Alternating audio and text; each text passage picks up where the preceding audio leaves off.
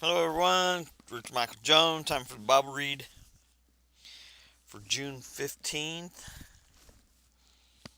out of 1 Kings.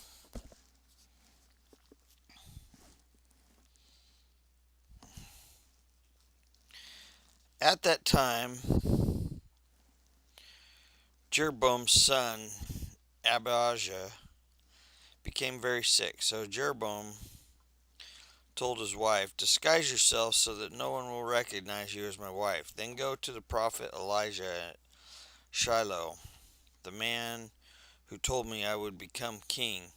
Take him a gift of 10 loaves of bread, some cakes, and a jar of honey. Ask him what will happen to the boy." So Jeroboam's wife went to Elijah home at Shiloh. He was an old man now and could no longer see, but the Lord had told Elijah, "Jeroboam's wife will come here, pretending to be someone else. She will ask you about her son, for he is very sick. Give her this answer I give you." So when Elijah heard her footsteps at the door, he called out, "Come in, wife of Jeroboam. Why are you pretending to be someone else?" Then he told her, "I have bad news for you. Give your husband Jeroboam this message from the Lord, the God of Israel. I promoted you from the ranks of the common people and made you ruler over my people Israel. I ripped the kingdom away from you, the family of David, and gave it to you, but you have not been like my servant David, who obeyed my commands and followed me with all his heart, and always did whatever I wanted. You have done more evil than all who lived before you. You have made other gods for yourself and have made me furious with your gold calves. And since you have turned your back on me, I will bring disaster on your dynasty and will destroy every one of your male descendants, slave and free alike, anywhere in Israel. I will burn up your royal dynasty as one burns up trash until it's gone. The members of Jeroboam's family who die in the city will be eaten by dogs, and those who die in the field will be eaten by vultures. I, the Lord, have spoken." Then Elijah said to Jeroboam's wife, "Go on home, and when you enter the city, the child will die. All Israel will mourn for him and bury him. He is the only member of your family who will have a proper burial, for the child is only good thing that the Lord, the God of Israel, sees in the entire family of Jeroboam. In addition, the Lord will raise up a king over Israel who will destroy the family of Jeroboam. This will happen today, even now. Then the Lord will shake Israel like a reed whipped out in the stream. He will uproot the people of Israel from the good land that they have gave their ancestors, and will scatter them beyond the Euphrates River, for they have angered the Lord with the Asherah poles they have set up for worship. He will abandon Israel because Jeroboam sinned and made Israel sin along with him. So Jeroboam's wife returned to the Tirzah, and the child died just as she walked through the door of her home. And all Israel buried him and mourned for him, as the Lord had promised through the prophet Elijah. The rest of the events in Jeroboam's reign, including all his wars and how he ruled, are recorded in the book of the history of the kings of Israel. Jeroboam reigned in Israel 22 years. When Jeroboam died, his son Nadab became the next king. Meanwhile, Rehoboam, son of Solomon, was king in Judah. He was 41 years old when he became king, and he reigned 17 years in Jerusalem. The king the Lord had chosen from among all the tribes of Israel as the place to honor his name. Rehoboam's mother was Naamah, an Ammonite woman. During Rehoboam's reign, the people of Judah did what was evil in the Lord's sight, provoking his anger with their sin, for it was even worse than that of their ancestors, for they also built for themselves pagan shrines and set up sacred pillars and Asherah poles on every high hill and under every green tree. There were even male and female shrine prostitutes throughout the land. The people imitated the detestable practices of the pagan nations the Lord had driven from the land ahead of the Israelites. In the 5th year of King Rehoboam's reign, King Shishak of Egypt came up and attacked Jerusalem. He ransacked the treasuries of the Lord's temple and the royal palace. He stole everything, including all the gold shields Solomon had made. King Rehoboam later replaced them with bronze shields as substitutes, and he entrusted them to the care of the commanders of the guard who protected the entrance of the royal palace.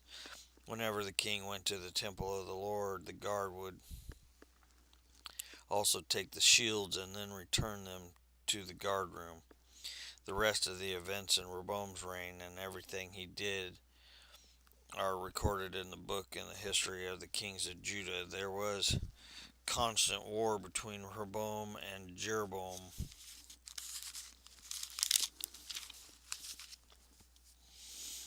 When Rehoboam died, he was buried among his ancestors in the city of David. His mother was Naamah, an Ammonite woman. Then his son Abijam became the next king. Abijam began to rule over Judah in the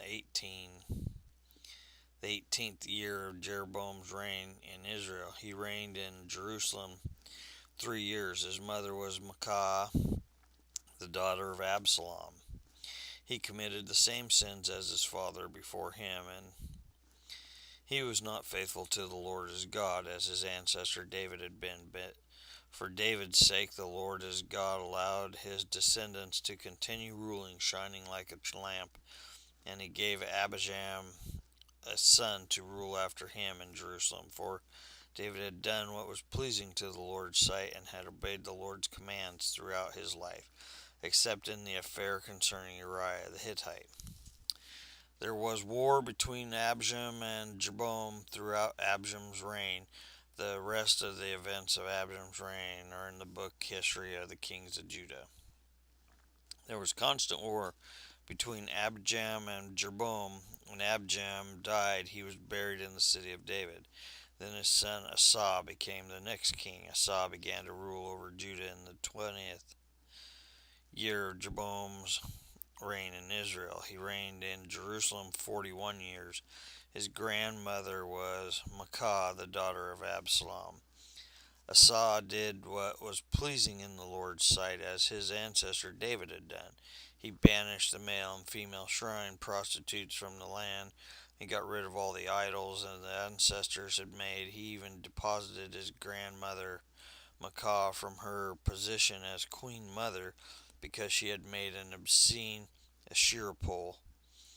He cut down her obscene pole and burned it in the Kidron Valley. Although the pagan shrines were not removed, Asa's heart remained completely faithful to the Lord throughout his life. He brought into the temple of the Lord the silver and gold and the various items that he and his father had dedicated.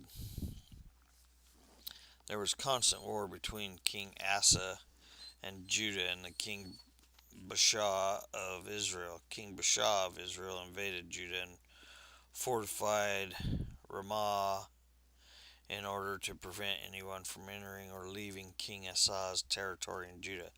Asa responded by removing all the silver and gold that was left in the treasury of the temple of the Lord and the royal palace. He sent it with some of his officials to Ben-Hadad, son of Tabermon, son of Hezon, the king of Aram, who was ruling in Damascus, along with this message: Let there be a treaty between you and me like the one between your father and my father. See, I am sending you a gift of silver and gold. Break your treaty with the king Baasha of Israel so that he will leave me alone. Ben-Hadad agreed to the king Asa's request and sent the commanders of his army to attack the town of Israel. They conquered the towns of Ijon, Dan, Abath Maacah, and the Kinnereth, and all the land of Naphtali. As soon as Baasha of Israel heard what had happening, he abandoned his project of fortifying Ramah and withdrew to Tirzah. Then King Asa sent an order throughout Judah requiring that everyone without exception help to carry away the building stones and timbers that Baasha had been using to fortify Ramah. Asa used these materials to fortify the town of Geba in Benjamin and the town of Mizpah. The rest of the events in Asa's reign, the extent of his power, everything he did, and the names of the cities he built are recorded in the book of the histories of the kings of Judah. In his old age, his feet became diseased. When Asa died, he was buried with his ancestors in the city of David. The Jehoshaphat, Asa's son, became the next king. Second part of the reads in Acts 10. Thank God for Jesus. In Caesarea there lived a Roman army of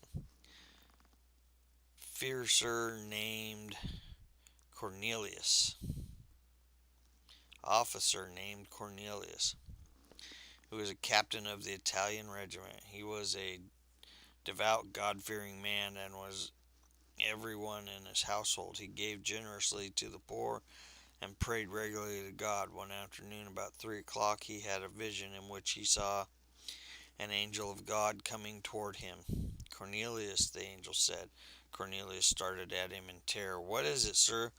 he asked the angel, and the angel replied, "Your prayers and gifts to the poor have been received by God as an offering. Now send some men to Joppa and summon a man named Simon Peter. He is staying with Simon, a tanner who lives near the seashore."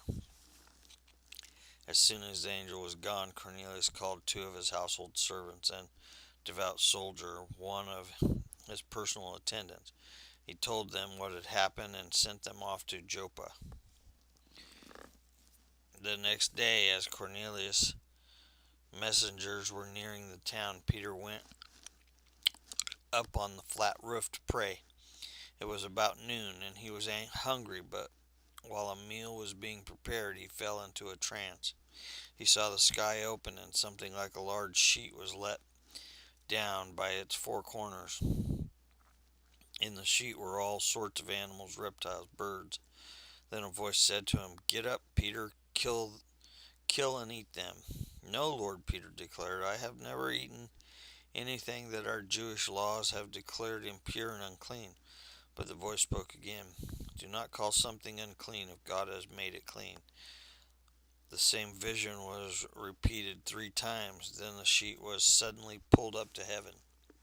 Peter was very perplexed. What could the vision mean? Just then the men sent by Cornelius found Simon's house standing outside the gate. They asked if a man named Simon Peter was staying there. Meanwhile, as Peter was puzzling over the vision, the Holy Spirit said to him, "3 men have come looking for you. Get up, go downstairs, and go with them without hesitation. Don't worry, for I have sent them." So Peter went down and said, "I am the man you are looking for. Why have you come?"